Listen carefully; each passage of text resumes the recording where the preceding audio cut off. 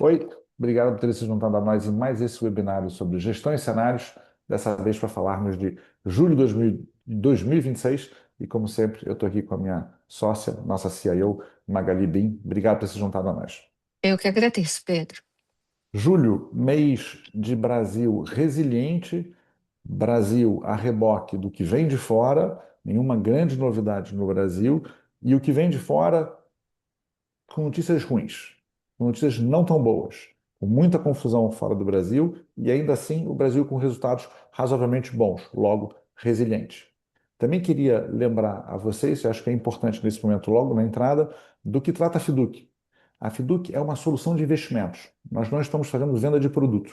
E a gente faz solução de investimentos por meio de planejamento financeiro. E isso é muito importante, porque o planejador que atende você é um ente regulado que pode falar sobre planejamento financeiro e a gente tem o direito de falar sobre produto, mas prefere falar sobre solução de investimento por meio de planejamento financeiro.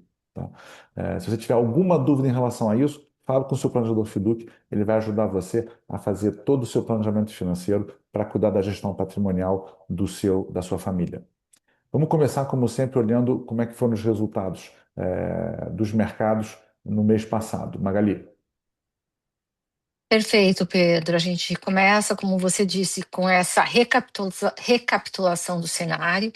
Então, aqui do lado esquerdo, a gente tem os indicadores internacionais, e no exterior, a gente teve um ambiente pior do que o mês anterior, né? A gente teve a retomada do conflito no Oriente Médio, isso foi refletido fortemente no preço do petróleo, aqui subindo 22% no mês, e um ambiente, obviamente, com maior preocupação com inflação, né, que acho que era uma temática também que já vinha ocorrendo nos meses anteriores, né. Então isso pressiona o mercado de juros americano, a gente vê aqui pela taxa de 10 anos do Treasury, né, que teve um resultado de -1,7%.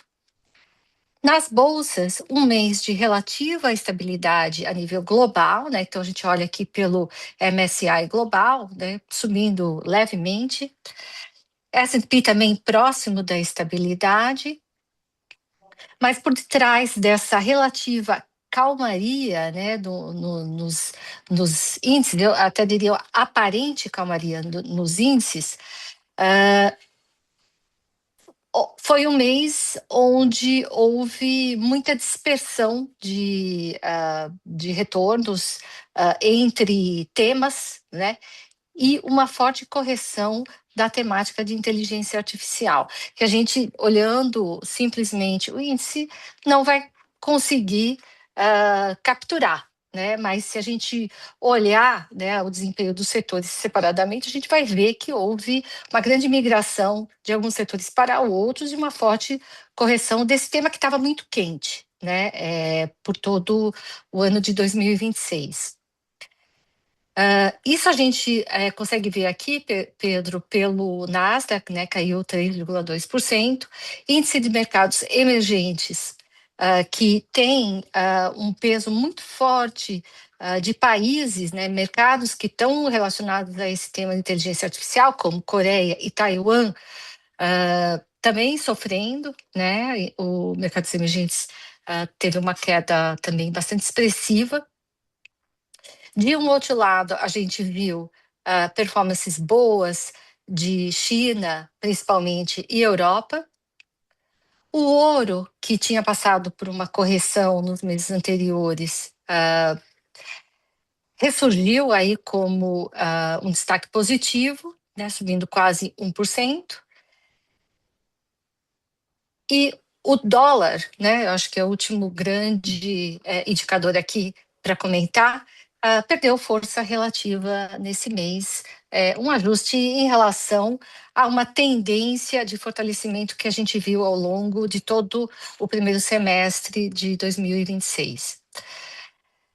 Olhando agora para o Brasil, aqui do lado direito do slide, as curvas de juro longas também apresentaram um desempenho negativo, acompanhando esse ambiente global e também preocupações com o quadro fiscal doméstico.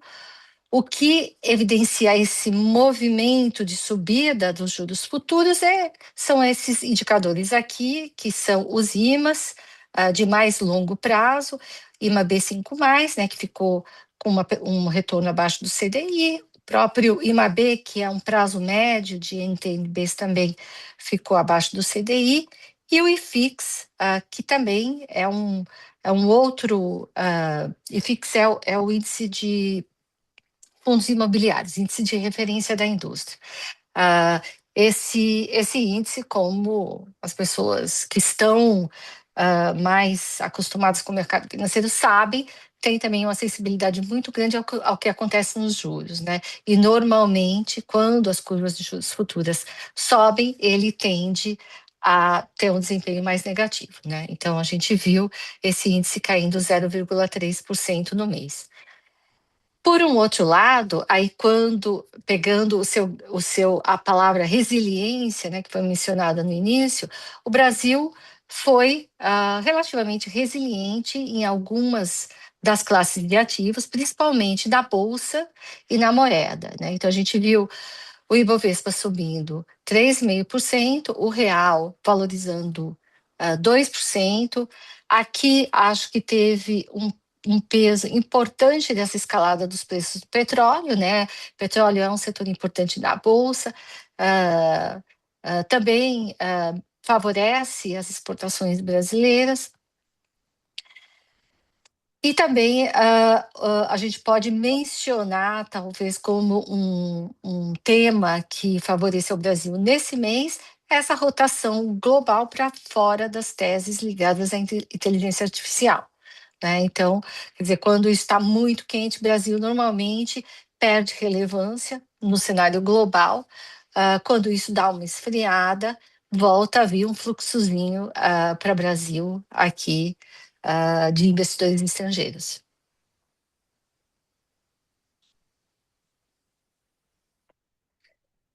Indo agora para o desempenho dos superfundos e perfis, no mês de julho, destaque positivo para o fundo multimercado, negativo para o internacional, muito em função da queda do dólar.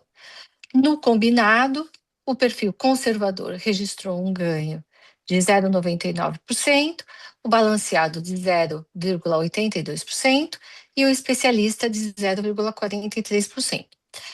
Os fundos de previdência, aqui do lado direito, foram impactados pelo mercado de juro local e pelos resultados de bolsa internacional, mas fecharam no azul. O fundo conservador subiu 0,68% e o balanceado 0,28%.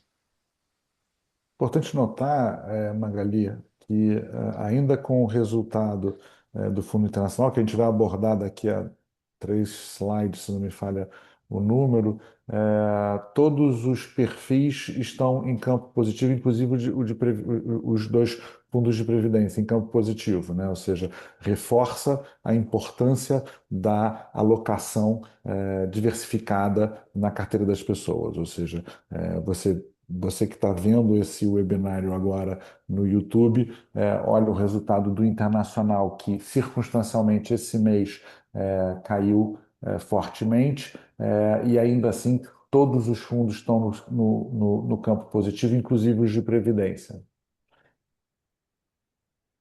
Isso mesmo. Então, agora a gente entra em cada fundo, a gente começa pelo fundo de renda fixa, o fundo subiu 1,12% no mês. Mercado de crédito privado no Brasil apresentou uma dinâmica favorável, está refletindo taxa elevada. Também houve uma certa normalização do apetite ao risco nesse mês, e a gente teve um retorno bruto até acima do CDI aqui de 1,3%.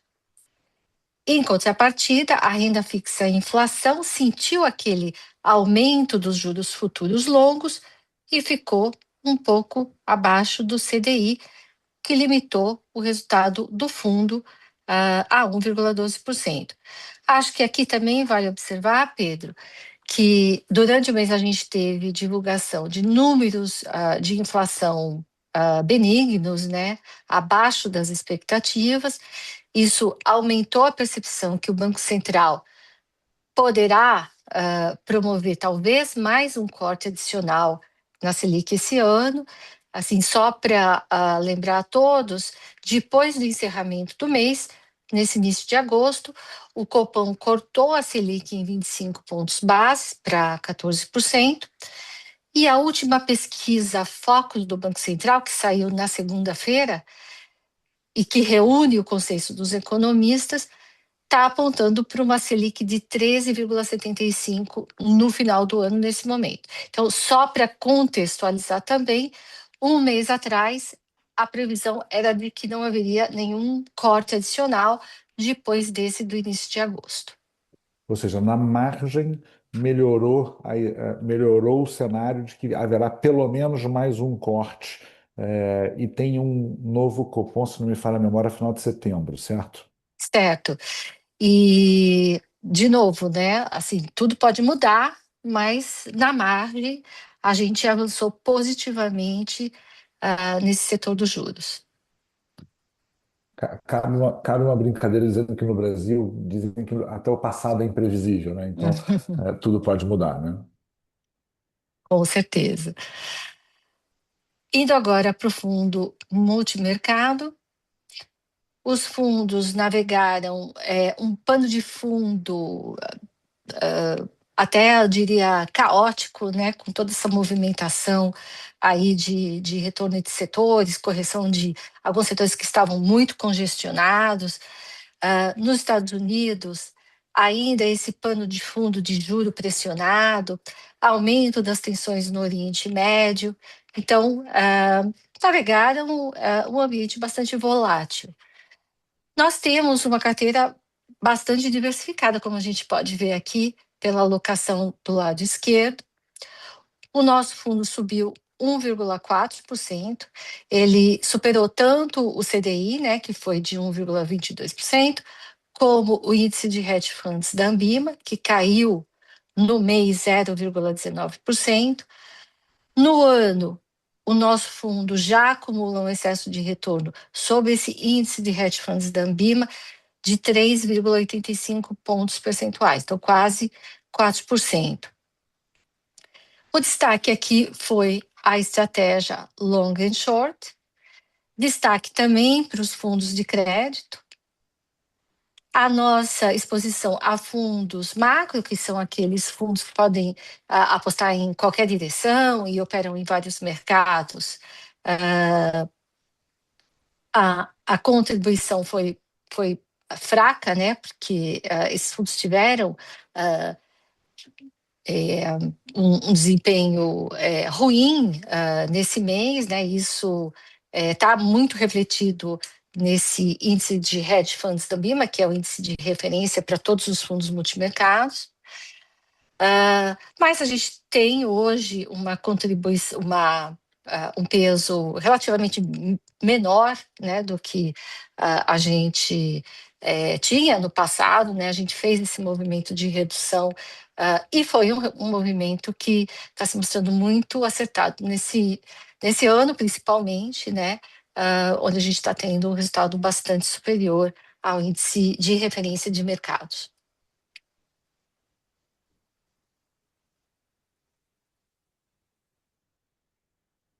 Entrando agora no fundo de ações, a bolsa avançou 3,5%, foi favorecida em parte por essa rotação global para fora das teses de inteligência artificial, o que até permitiu a retomada de um fluxo estrangeiro positivo na B3 nesse último mês. Foi em torno de 2,6 bilhões. Aqui a gente também teve o petróleo, né, que subiu 22% e impulsionou o setor de petróleo na Bolsa, né, que é um setor relevante, tem um peso próximo de 18%, se não me engano. Como a gente tem um pouco menos desse setor de petróleo e também um pouco menos do setor financeiro, que foi um outro setor que é grande na Bolsa, né, relevante, e também teve uma performance um pouco mais destacada, a gente ficou para trás nesse mês. O Fiduciações subiu 0,4%, O Fundo Internacional aqui também pesou, né? A gente tem uma parcelazinha, né, em torno de 7,5% em fundo internacional, e a gente sabe que teve um desempenho um pouco mais do lado fraco nesse mês, afetou também um pouco o nosso resultado. Acho que aqui, Pedro, só como um comentário final, vale dizer que o cenário externo continua sendo o principal motor da formação de preços, porque é, os fluxos de saída ou de entrada estão vindo mais do mercado internacional do que propriamente dos agentes brasileiros, é isso que está formando mais preço na Bolsa. Quer dizer, mês passado foi positivo, outros meses foram negativos, mas a gente também alerta que quadro eleitoral vai ganhando um pouco mais de peso na trajetória dos ativos locais, deve contribuir um pouco mais para dizer o que vai ser tendência de bolsa nos próximos meses. É, eu até reforçaria isso. A gente está publicando esse vídeo agora em agosto, obviamente, e nesse momento a gente está agosto, setembro, outubro, está 2 meses das eleições, né?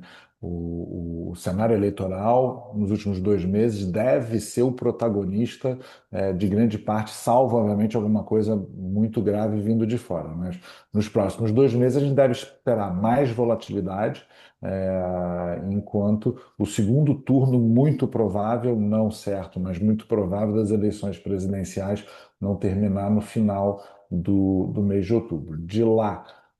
De hoje para lá, volta a minha frase: nada como diversificação.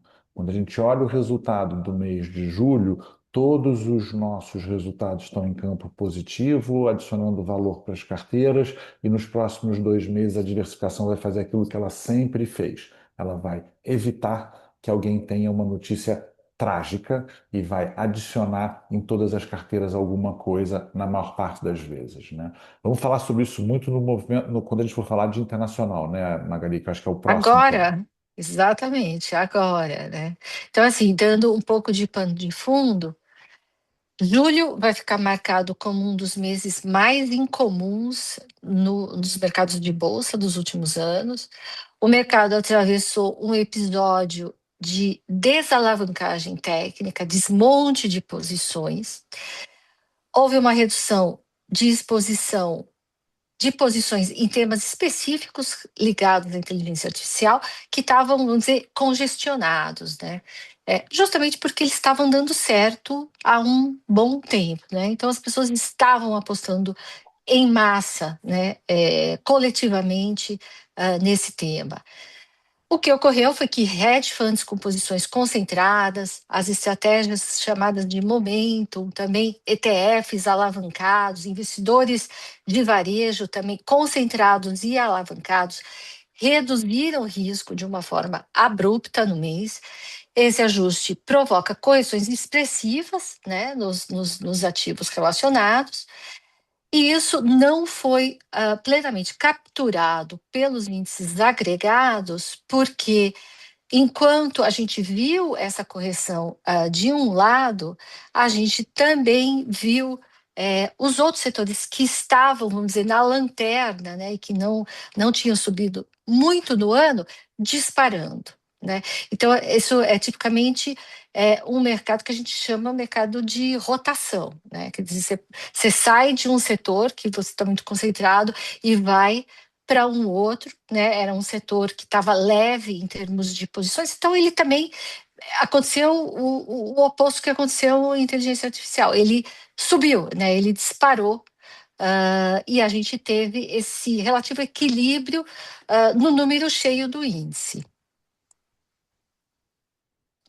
Vale dizer aqui, Pedro, que a gente, com esse movimento que foi violento realmente em alguns temas, a gente teve correções aí próximas de 40%. Alguns fundos no mercado internacional chegaram a ser liquidados, né? Porque quando você junta movimentos bruscos com alavancagem, né, você pode dilapidar os seus ativos em poucos dias, né? Então, aconteceu, né, com alguns fundos, teve inclusive um fundo aí muito ah, visível e importante, liquidando as suas posições durante o mês, chegou até a atingir alguns fundos ligados à temática de inteligência artificial aqui no Brasil.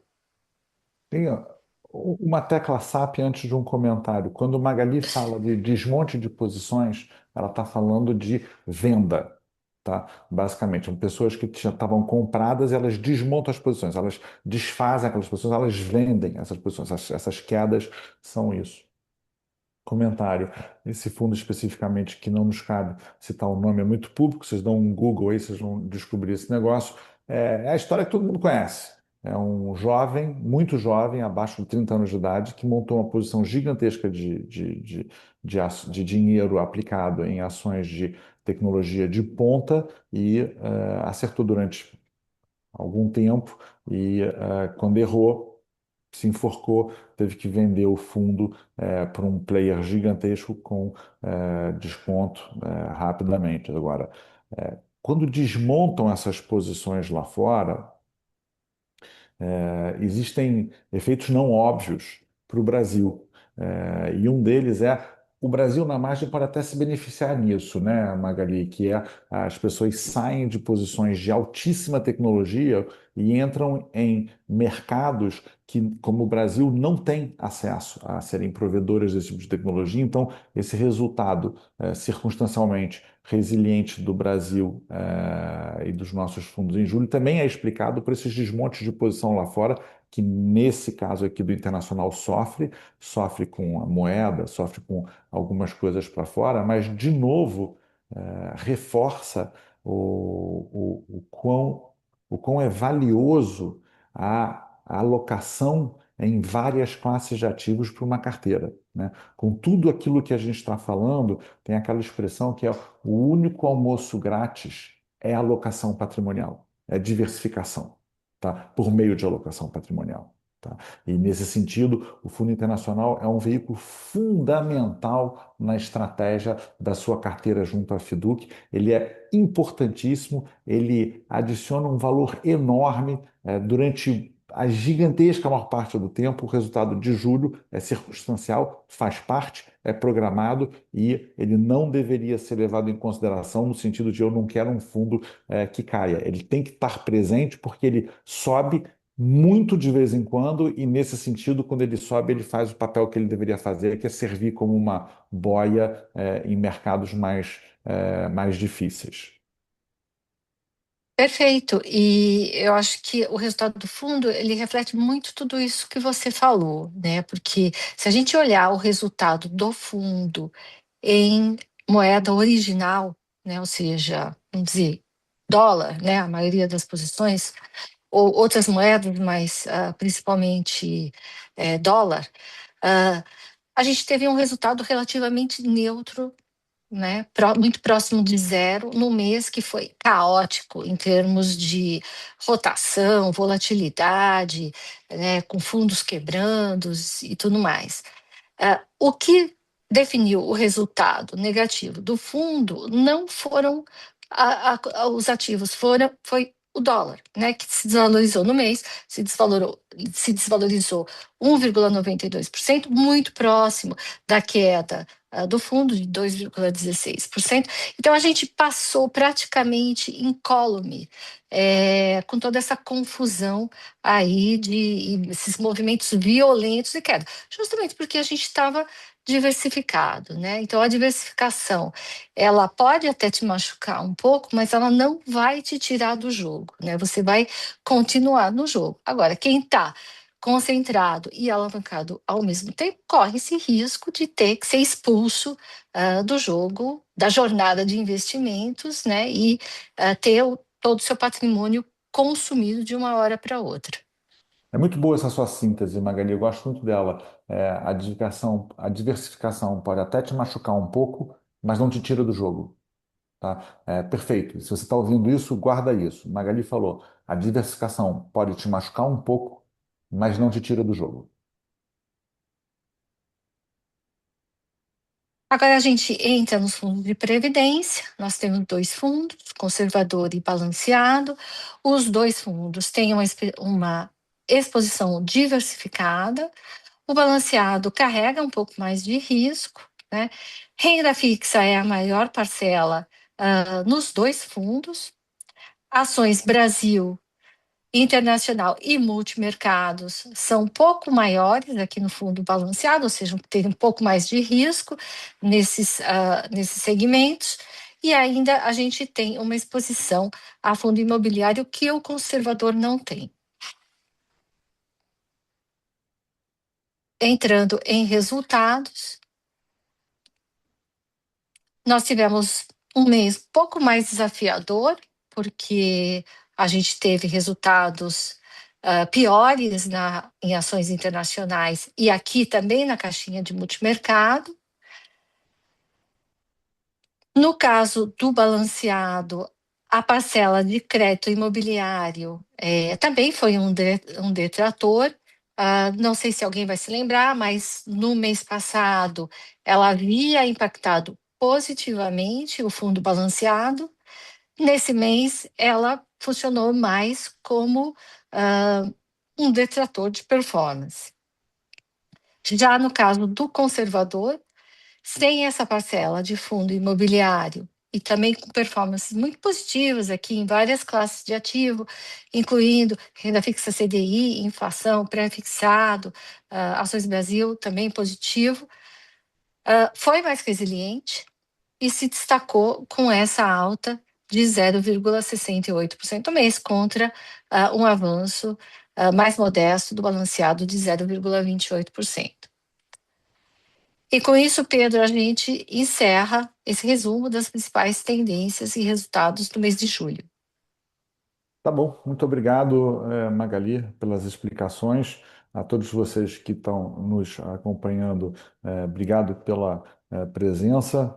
Deixe seu like no vídeo do YouTube se você gostou do vídeo. Vamos nos ver daqui a um mês. Lembrando, os próximos 2 meses vai ter muita volatilidade. A gente está trabalhando aqui, fazendo aquilo que a gente sabe fazer para proteger seu patrimônio, mas a gente se encontra daqui a um mês para falar do mês de agosto. Vai ser ótimo. Magali, obrigado. Até logo.